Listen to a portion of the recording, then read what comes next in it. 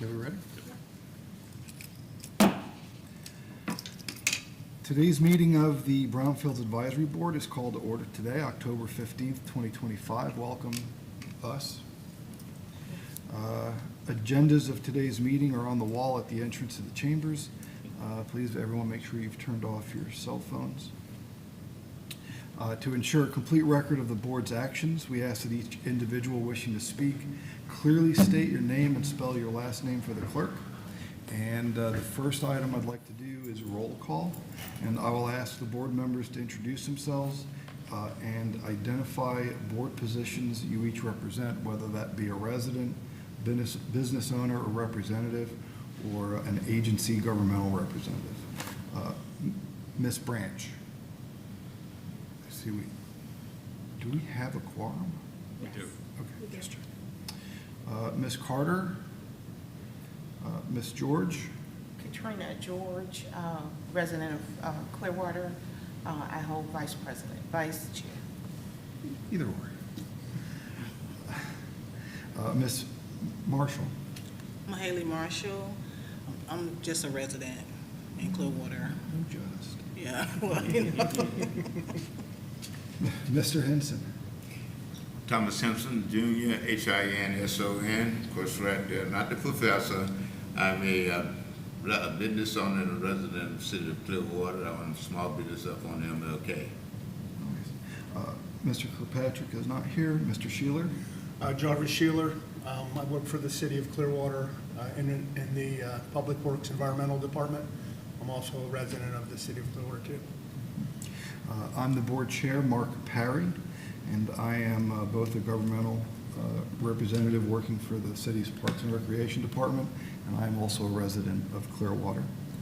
The second item is to approve the minutes of the board's April 24th, 2024 meeting. May I have a motion to approve the minutes? I, Thomas Henson, Jr., move that we approve the minutes for April 29, 2024 Brownfield Advisory Board meeting. I have a question. In regards to the environmental phase that we discussed, has the information been provided? Have they even started the project? Which project? With the landfill off of Betty Lane? That, actually, no, they haven't started that. Okay, and is there a date for that? No. Okay. So is there otherwise a second?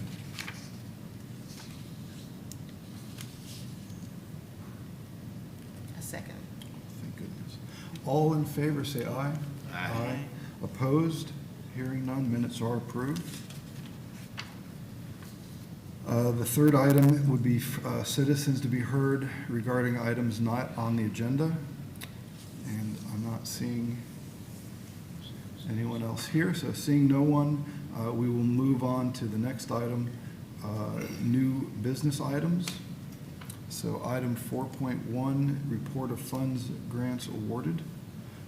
Mr. DeSico will verbally report on what funds and grants have been awarded.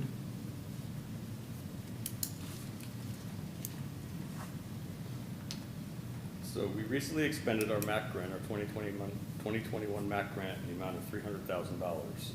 We used the money to successfully fund and assess 5 projects for a total of 10 separate properties. One of these projects is actually under construction at this time. It's the new car wash, and there's a business park that's going up on Belcher. It's 1951 Belcher. It's north of the Publix on Sunset Point Road. You'll see that was an old gas station. We funded the initial assessment of it and got that kicked off. They eventually moved on to removing the old fuel tanks and demoing the old buildings, and they're vertical now, starting to put up structures. It's expected to create 2 new businesses at that facility and create 10 to 15 new jobs. So we've definitely had an success already with this grant that we finished. The most recent assessment that we completed was the former Wolf parcels along Overbrook Avenue. That property was a former auto salvage yard from the 1950s until the 1990s. It's located right along Stevenson Creek too, so it's a really nice piece of property. assessment had begun back in the early 2000s, and it kind of stalled. We used Brownfield money recently to update the assessment and evaluate the current soil and groundwater conditions out there. Because of the site's historical use, we've clearly found widespread metals and petroleum-type contaminants in the soil and groundwater. So further investigation is still needed, and we're kind of reviewing options and what the next step is. But that first round of assessment was fully funded by the Brownfield program, Brownfield grant. It also funded archaeological endangered species studies as well as a tree inventory of that property. And we actually found several really beautiful specimen-type trees hidden on that property in the brush. So we've got some really, really nice trees there. But this project is still in progress, so there's more to come on that. We still have approximately $470,000 currently available for Brownfield funds, for Brownfield grants. And this is we can use that money for both assessment and remediation, which is great. Of just Brownfield properties in the city limits. So we're looking for applicants, if you know anybody who is interested in receiving some Brownfield funding for startup assessment, we'd like to talk to them. We have one application we're currently reviewing for that grant money, and I will go over that a little bit more detail in the pending application section of the agenda.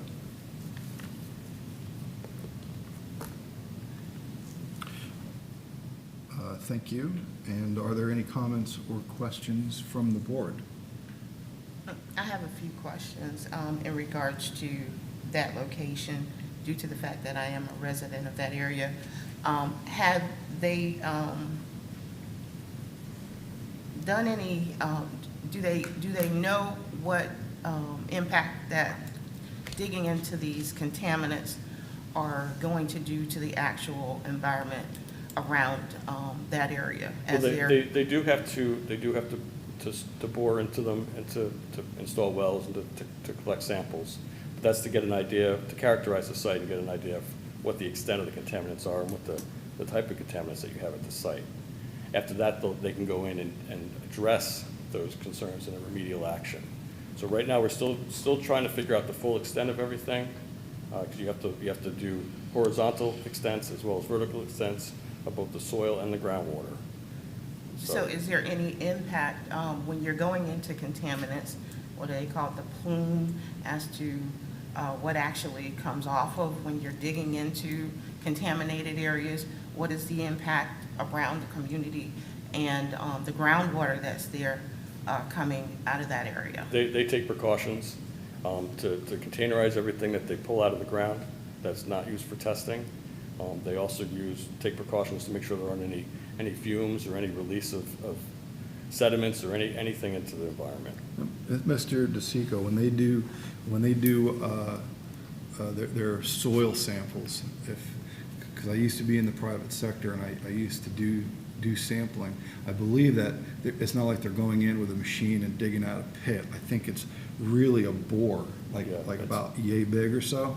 So the actual disturbance is usually minimal to none, and it goes straight down. And the same thing for doing the water sampling. They're just, and stop me if I'm wrong, they'll basically drill like a hole about this big, and they'll drill it down, and then they'll be able to start pulling out water from the groundwater. So it shouldn't have any effect on, in my opinion, That's correct. plume or anything like that. Okay. They use very, very minimal impact. The bore holes are usually about 3 inches in diameter. For wells, it's 8 inches in diameter, and then they put a 2-inch well in, and they pack sand around it to keep everything So it's intact. pretty much contained. And then when they pull the samples out, they'll put them into a drum.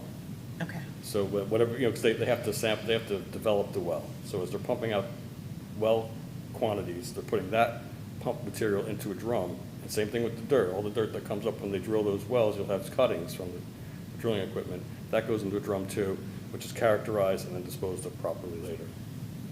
So it's more than just the plume. They're actually digging out an area as well? Right now, they're just testing, but what they'll do is once they identify the extent of the contamination and the type of contamination, they'll be able to come up with a remedial plan to address that. And normally is the community made aware of this as the testing is being done?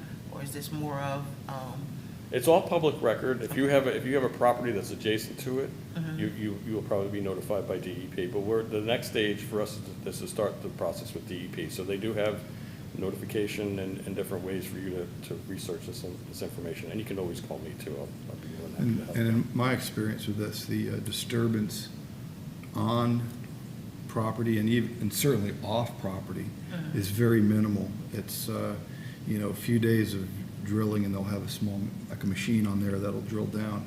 But once they actually start taking the samples, especially the water samples, you may see somebody on site with a pickup truck, out there for several hours while they're slowly taking water out and, going through that. But typically the effects are negligible, Minimal, if any okay. at all. Now, when they go to remediation, you'll see a lot more heavy equipment, if that's the type of remedial action that's chosen.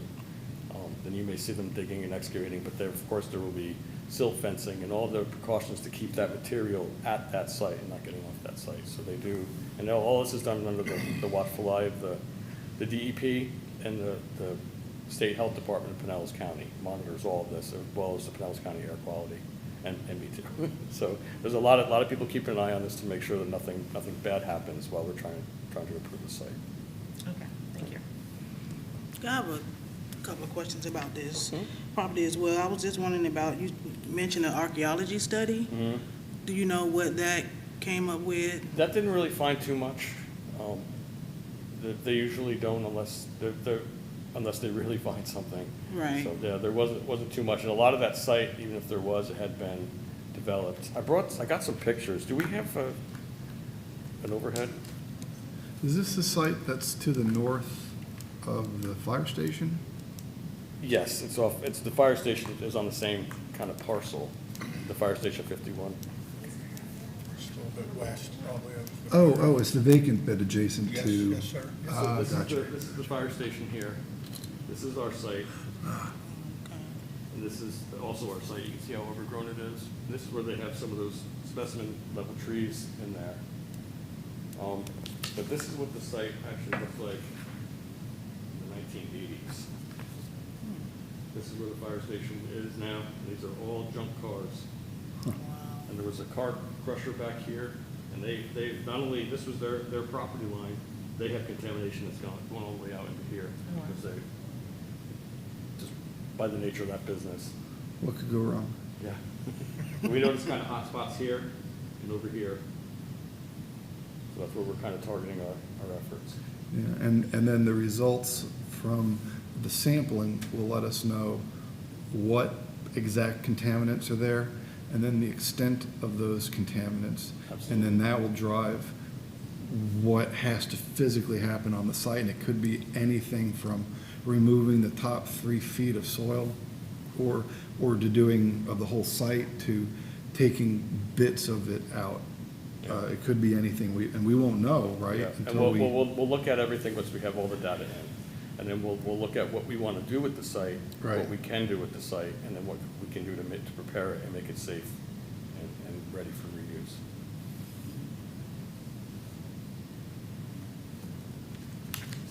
While I got this up, I'll show you the pictures of the other property. This was the old Valero gas station that they're doing the car wash at now. But this is, you can see it here in these pictures, but over here, these 2 vessels that you see are the old underground fuel tanks that they took out of the ground. They came out intact, surprisingly. they weren't leaking. You know, leaking, you know, everything was good. And you can see all this debris here, and so they're digging up all the old fuel lines. This is what it looks like, kind of recently, last couple of weeks, drove by. You can see they've got some structures going up here.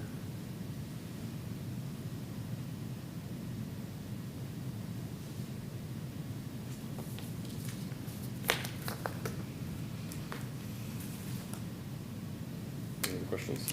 Oh, I just wanted to ask about the trees you was talking about. Are any of those trees like protected or anything? Or are they just really nice? They're worthy of preservation, is the way they classify them. And we have, there's 4 or 5 trees that were worthy of preservation out there, the old oak trees. Yes. And that would be on that parcel adjacent to the the contaminated parcel, the junkyard parcel, that. Right, that was parcel in the two- forested area. Yeah, it's all forested. Yeah. And I believe all that is zoned mostly preservation, if I recall correctly. Okay, that's great. Yeah, they were over in this area. Piece of history is what it is.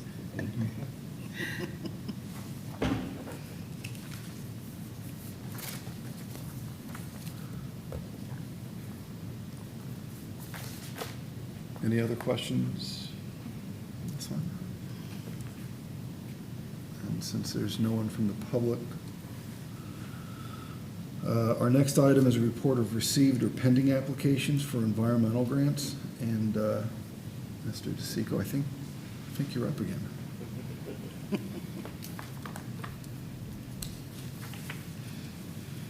Okay, we currently have one application that we are reviewing. It's for the former Clearwater Automotive Warehouse and Sales Facility over on 115 South MLK. It was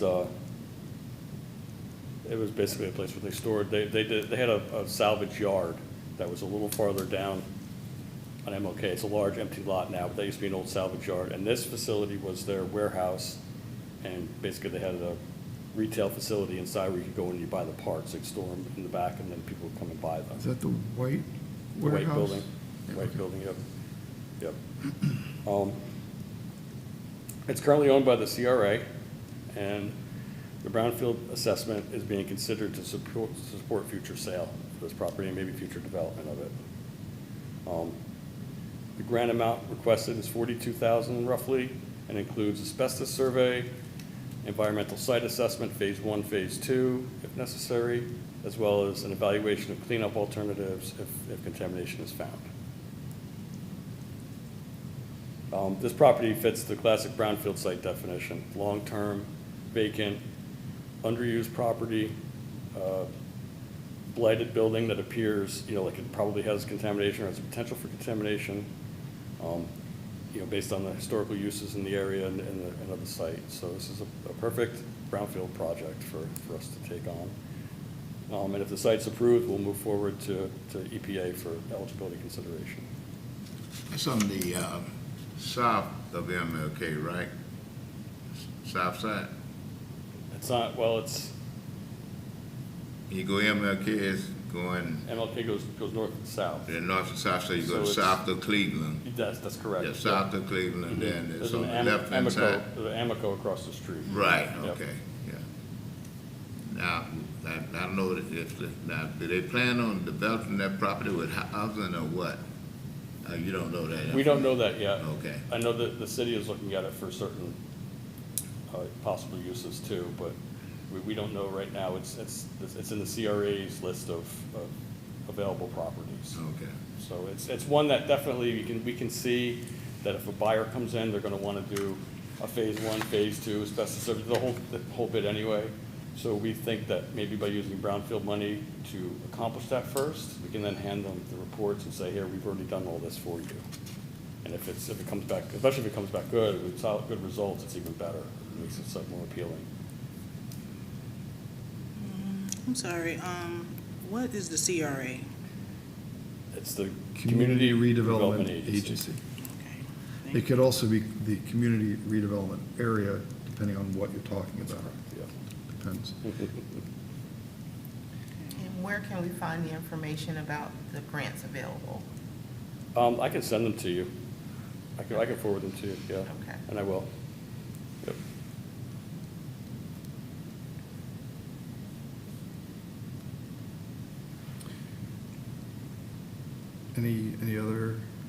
Any more comments or questions? And there's no one from the public who wants to discuss, so I'll move on to item 5, which is the director's report. Our next item is the Brownfield Project Manager report. Take it away, Mr. DeSico. As I said, we successfully expended our 2021 MAC grant and completed assessments of several sites. We still have grant money available, and we're looking into discussing a few other potential projects. So we have a couple that we're kind of thinking about right now, and a few people we're talking to, but nothing that's come to application yet. But when it does, I will definitely bring it up. Like I said, the remaining grant money can be used both for assessment and remedial activity, which opens up a lot of opportunities to use it. And we're hopeful that we can spend this grant down, maybe even spend it completely over the next few years. The EPA has also issued their intent to offer a brownfield grant money for fiscal year 2026. And we have begun putting together information to put an application together. When EPA releases the information, they'll have requirements that they need for, that they're looking for, and goals of the grant. We haven't gotten that yet. We were expecting it soon, but the recent government shutdowns have probably delayed that for some time. As for our advisory board, some of our members have turned out. You can see they're eligible to meet, to come to the meeting today, but they decided not to. So we do have already one vacancy and then 2 additional vacancies available. 2 are for business owners and 1 is for a Clearwater resident. So if you know anybody,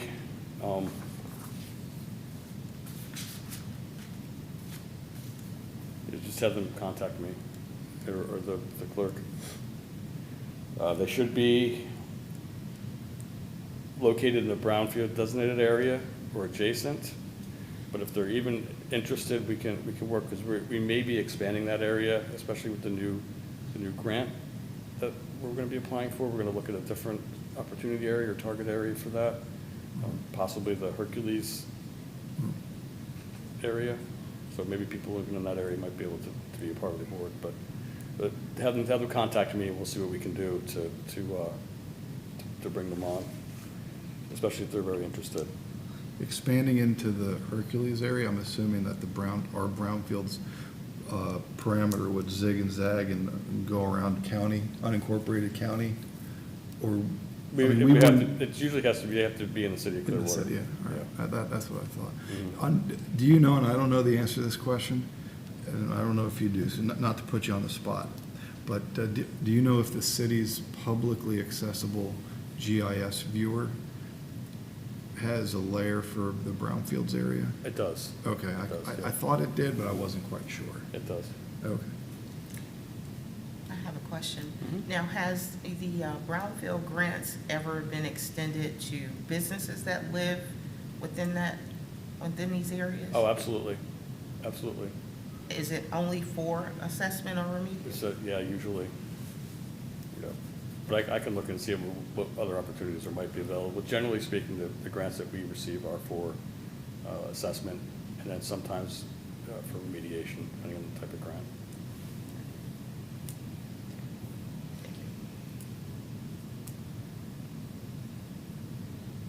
So I guess finally, we meet traditionally once a year, and I know that we've all wanted to do that more often. We had kind of a crazy year last year with the hurricanes, and we lost a couple of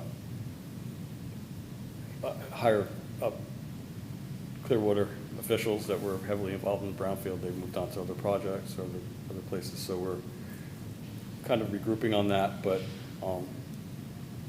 I would like to start at least meeting twice a year. And to do that, let's set up where we have established that October and April are our meeting times, so that the twice a year we will meet every October and every April.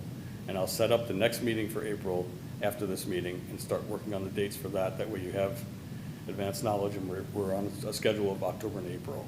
And then we can always meet in between for special votes or discussions when we have, since this grant we have now is allowed to be able to use for remedial funding.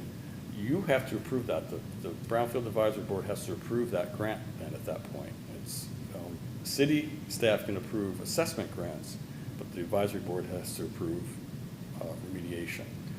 So City council doesn't approve remediation? it goes through city council first. So we'd be making a Depending on the recommendation of value. approval? Yeah, it depends on the value. Right. So there's certain values that we would be the final deciding? Any remedial funding, any remediation, you would approve. Is it approve or make a recommendation of approval? I'd have to look into the specifics of that, but I think it has to be approved by either recommended or approved. Right, I'll 'cause, look I mean, at if the that. final decision is city council, then we would be making a recommendation of approval, kind of like the community development That's how it board works. for level 3. That's how I think it probably Yeah, works. It's been a long time since we've done a remediation That grant. would be a lot of pressure. It would be. So, but it has been a while since we've done one, since before I was even on the board, Sure. so. Do you know anything about, I know that some of the advisory boards are being dismantled and regrouped and reclassified. Do you know if this is one of them? I've not heard that at all, no. No. And this is required for our grant. To have a specific Brownfield advisory advisory board for board. brownfields? Okay. It's in the bylaws. And I Fair do enough. have a question as well.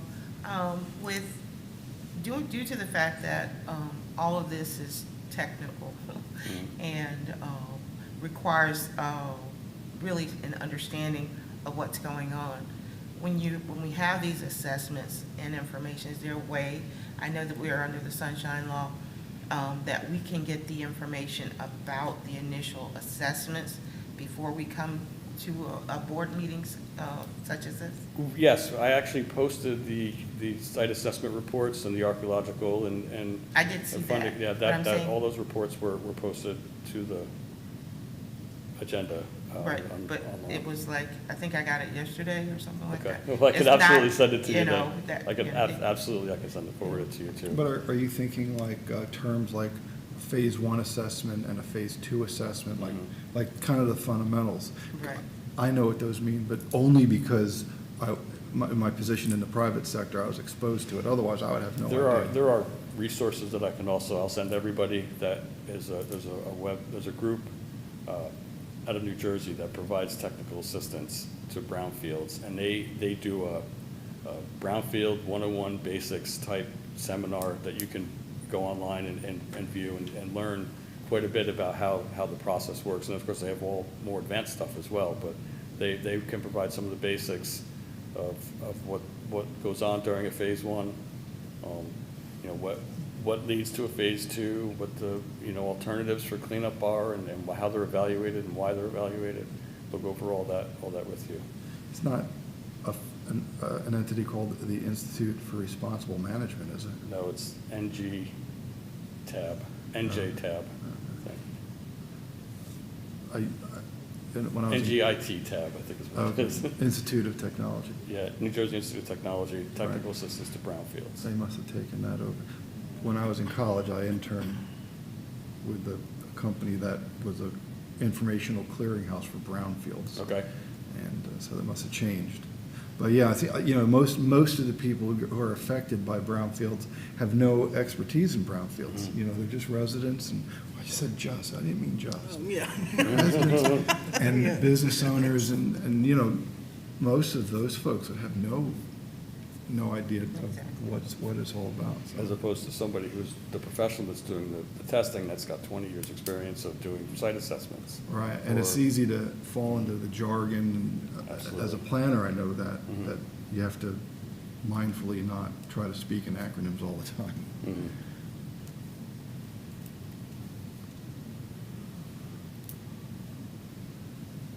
So we will have, that said, we will be, if we get any remediation grants, and I'm hoping we do, because it would be nice to see that, we will be meeting probably with a 30-day notice type of Okay. meeting that way.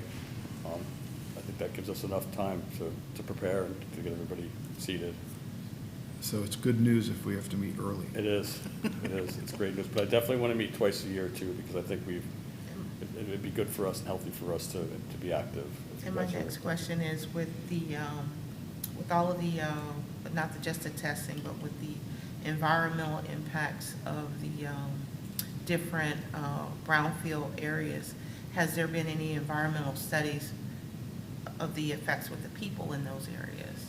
Certainly, yeah, certainly. And the brownfield projects are intended to improve the environmental conditions.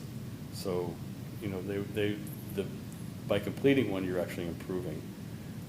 Historical contamination and site uses has been studied as well, so I'm sure there's some reports out there for that. And where can we find that information, like for different areas? Is that specifically in the city note somewhere, or is it with the EPA? There's a lot of resources, EPA, the Florida DEP, the Florida Health Department is also a good resource. But there's nothing within the city sites where we can pull up and say, this is North Greenwood and this is the Yeah, impact? we haven't or- done anything in Public Works or engineering. The environmental group hasn't done anything like that. We've been pretty focused on sites that we have that are active, and we had a lot of them, so we've cleaned a lot up. And, you know, we've got a few historical ones that are legacy sites that we're working on, but we hope to get those done too. We actually haven't done a health kind of community study. Mm. Would that fall under Brownfield, or would it more of the health department doing something? That would probably be more the health department or the DEP. Okay. Yeah, I think the Brownfields program is really the technical aspects of finding what, if anything, is there. Okay. And then determining what the next steps are for possible remediations and what that form will take. I've never heard of a Brownfields project doing the health assessment side of it. No, I haven't heard that either. Just curious. Thank you. That's a good question. Okay, so that's all I have. If you guys want, I'll set up the next April 2026 meeting. I'll start working on that right away, and we'll get a date, probably we'll target the middle of the month on each, just because I think it's easier to remember that way. Are there any other questions or comments on that last item? You sure? Yeah, I wanted to ask about the actual first item we were talking about, because you were saying that nothing about that landfill, that was what the homeless empowerment program, right? Mm-hmm. Yeah, so you were saying that nothing is moving forward with that? No, we haven't. They sent an application in, and we had some discussions with them, and I don't know what they've done, but we didn't hear from them. We didn't get a new Oh, okay. grant. I've been reaching out to them, and I haven't gotten anywhere with it. Okay, I was just wondering. Yeah, I was too. When sites stall for whatever reason, whatever. Yeah, because I know they do a lot of good stuff They do, around they do. here, so I was And just. we'd be more than willing to partner with them on that site or any other site. They're one of our Right. valued community partners. That's all I have. Okay. All right, we'll move on to the next item, which is the election of officers. Next item, election of officers for this term. There will be a chair and a vice chair.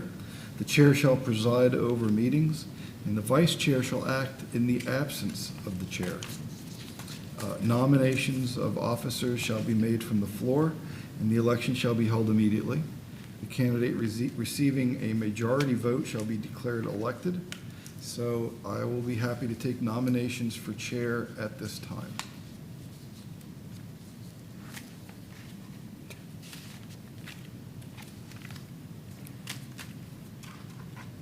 Any nominations?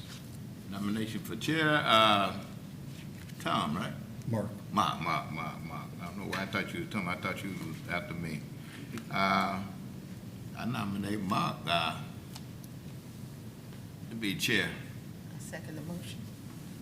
Doing a good job, and ain't no need of breaking it. Big shoes to fill. Yeah. Size 9.5. All those in favor? Aye. Aye. All those opposed? Looks like it's me again. And I will also be happy to take nominations for vice chair at this time. Do I Yeah. hear a Young lady down on the right there, what's your first name? Katrina. Katrina. I nominate Miss Katrina to be the vice chair. Is there a second? I'll second. Second. All those in favor? Aye. Opposed? Seeing none? Congratulations. You're doing a heck of a job. Let's see. So are you. Thanks. The sixth item is board members to be heard.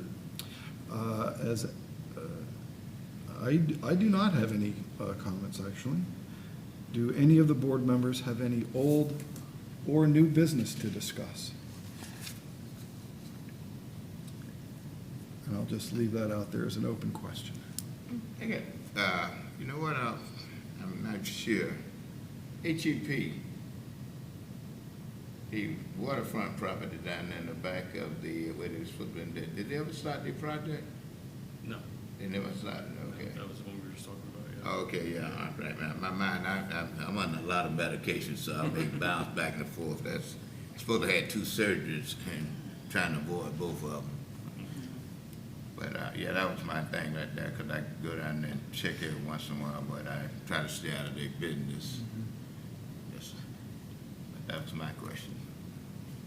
And one of the questions that I have with HEP, they do a lot of great things in the community, but as well, when things come up and they want to do more within the community, how is that level with how much impact that they're having within the community that we have on that side of Clearwater? Vets, we have the homeless, we have, you know, every other entity within that given area. You know, that's a lot of impact within that part of the city. So how much, or what do they do normally to say, this is enough within this given area? We're gonna go to, you know, possibly cross countryside and do some of this wonderful help. Because again, we don't want to put too much impact in one zone. The goal of Brownfield generally is to assist nonprofit type entities for community improvement.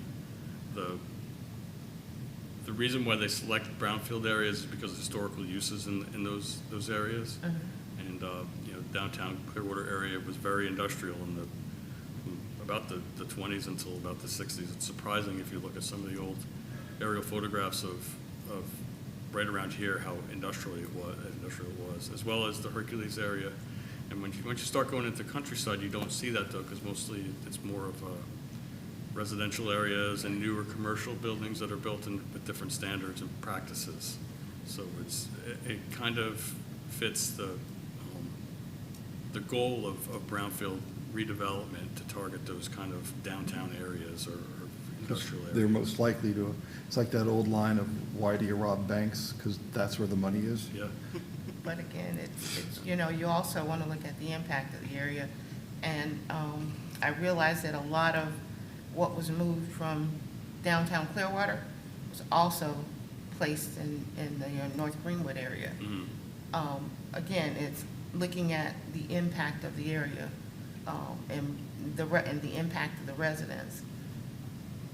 Are you asking or your concern is that there's a predominance of brownfield sites being tested, possibly remediated, and then used for certain nonprofit thing? But I would say, Not for just nonprofit, it's what's being brought into the area. So, again, when you're having a impact of all the homelessness in North Greenwood on that side of the area, you're also affecting home values and quality of life and, you know, that kind of thing. So I'm not saying, you know, this isn't supposed to be done. What I'm saying is you don't want all of that in one area. When you're the grand scheme of any city, you want, you know, to have a basic balance of how you do things. So if we put a brownfield over this side of town, specifically to vets, homeless, and others, why would you not want to spread that out to say, okay, our next project, we're going to allow a nonprofit in South Clearwater with this same type of thing. So North Greenwood isn't totally impacted by just this. Yeah. And our home values are also impacted with this. We advertise to everybody in all areas of that brownfield designated area. They bring the sites to us. We do look for sites to discuss, but generally the applicants bring their properties to us or their hopeful properties, their planned developments to us for funding. That just happened, and that site just happened to be a site that they had already been working on before they came to us. They got brownfield funding from the county, I believe, before that. The sites that are eligible to have a grant applied for them, they have to be within the pre-designated Brownfields area? Or can Yes. they, right? Yeah. So we have, how did that area get initially designated? And how can you change it, expand it, or do, like you were talking about, possibly doing another Brownfields area in Hercules? Can you just give us a thumbnail sketch about how the area is delineated, what was involved in that, and that sort of thing? That was set up when we initially developed the Brownfield program by economic development staff and EPA, and that area was chosen because of historical uses, the communities that were in that area that may be being impacted by these contaminated sites. So it was, that area was chosen because of a number of factors. And the boundaries of that area, you mentioned the DEP? Yes. So the feds and the city all agreed and said, okay, this is the area that we're all willing to look in because of just the amount of possible sites. And I'm assuming that's for critical mass, so to speak, so you can get the biggest bang for your buck by concentrating a lot of your effort in one known region rather than having little brownfield properties, Right. rather than designating the entire city. It was to speed up the process too, to move Right. along, to move the approval a little quicker. We can get other areas approved too. It just takes a little time, a little longer to get that through. And that, I'm not sure what the specifics were for that actual boundaries. It could be zip codes or other factors. I know there was some, like it was an improvement zone or some other economic zone that was, that, Yeah, back in the day, there was a south and a north improvement zone. And I remember vaguely, like 20-odd years ago, like, that's how the CRA, well, that's how the original downtown zoning district and downtown redevelopment plan was established. It kind of took those existing boundaries because they were already recognized by the state and/or the city and/or the feds for various reasons. So that's that's how that all kind of occurred. yeah, there's a number of factors that they take into consideration for that. That's, So my question, one of the questions that I have right now is, what about putting it out there for different businesses to, because again, there are no large businesses within the North Greenwood area as far as, any companies, there's no major restaurants. Maybe that might be a business incentive instead of putting those type of entities that would bring in dollars that's, for, various, to build up the community. that's part of the reason why we're looking to expand too into that Hercules area, so we can get some more different types of business, and there are different types of properties and sites involved with Brownfield funding. Well, there's nothing that says that in, say, the Greenwood area, that a potential brownfield site, there's nothing that says that one must be a nonprofit and two must become a nonprofit. It could be a business, and regardless of what it was, it can become a business. I mean, zoning requirements notwithstanding, but just generally, there's no prohibition. So, right? Yeah, there are some requirements when you're applying for the grant, but as far as the site goes, I mean, it can be commercial, industrial, it can be, a residential property. We recently did one that was a residential property because there was a car repair facility across the street, and I'm not sure what CRA is looking to do with that piece of property, but it was a residential property, and we used Brownfield money to investigate that, whether or not that car repair facility across the street had impacted it. So they may be going and doing some sort of housing with that afterwards. I'm not sure what their plans are. A lot of times it's still well of the early planning process when I do the project, but So the proposed use really is limited by what the zoning district would allow. So if it's zoned commercial, it very well could end up being an office or a restaurant or retail sales and service. If it's zoned some sort of residential, it could very well become apartments or something like that. So I don't think there's a limitation that it must end up being a homeless shelter or a food pantry. I don't think that's a rule that exists. Was that your main concern? Pretty much, yes.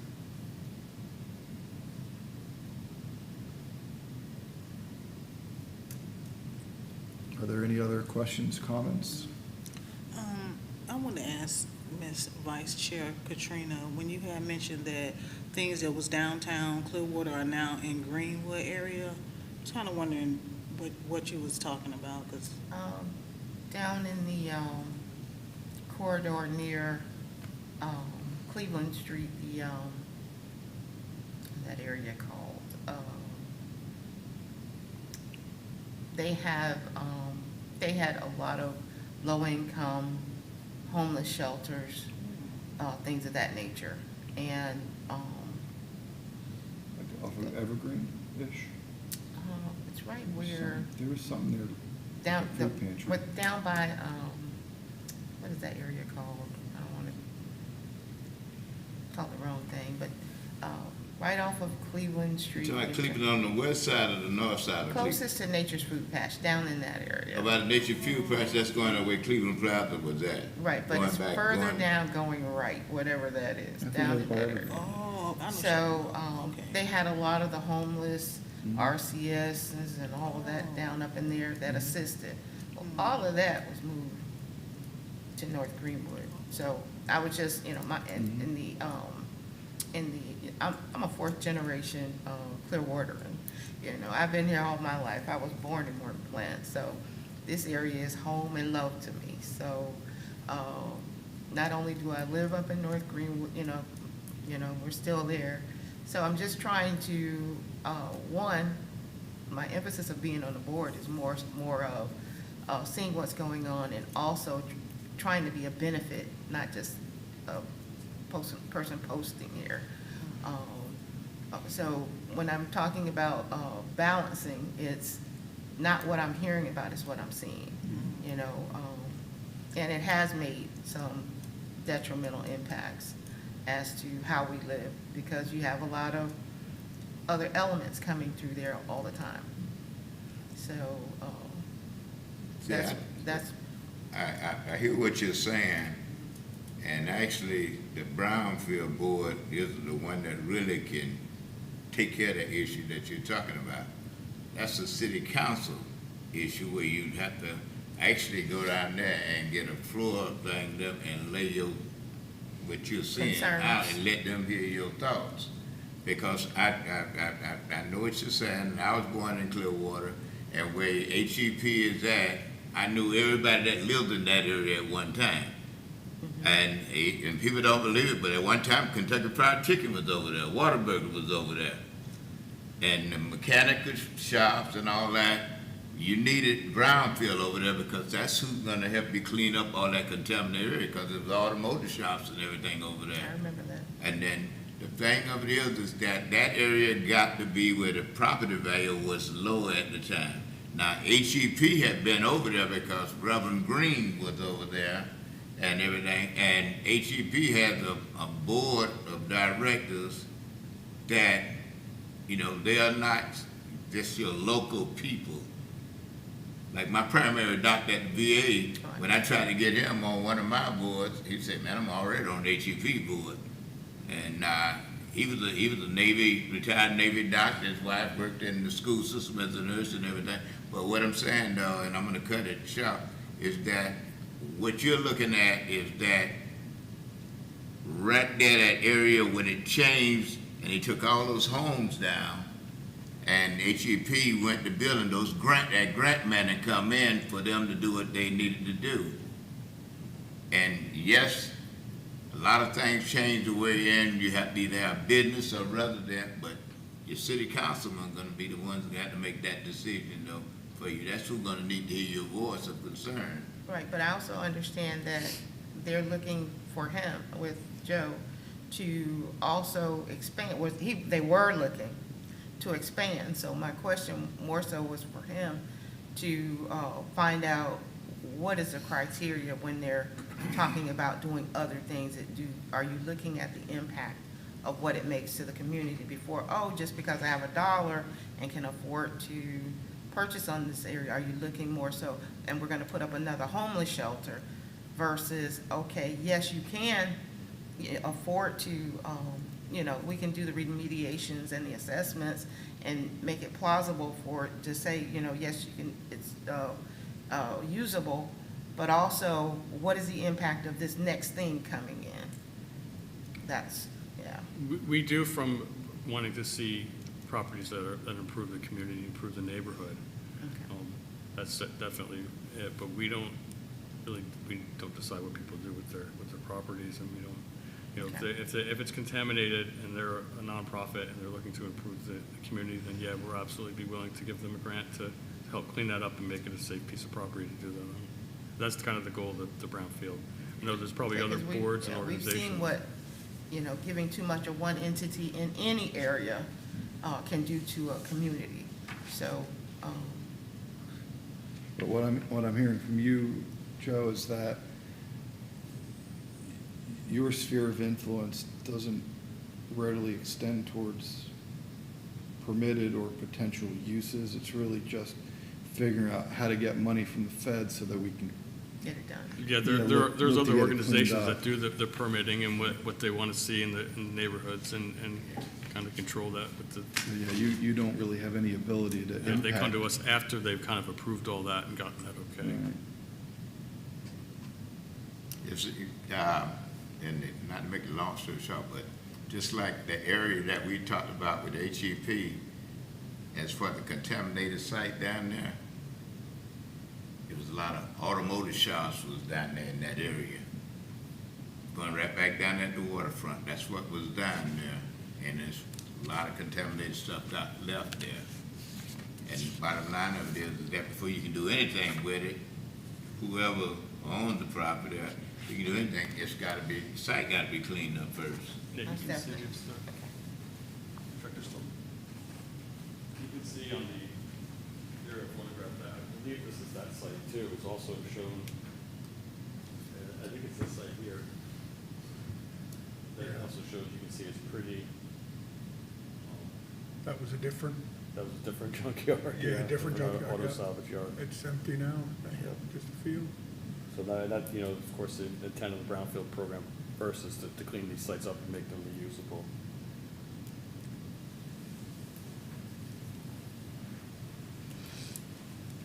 Are there any other questions or comments?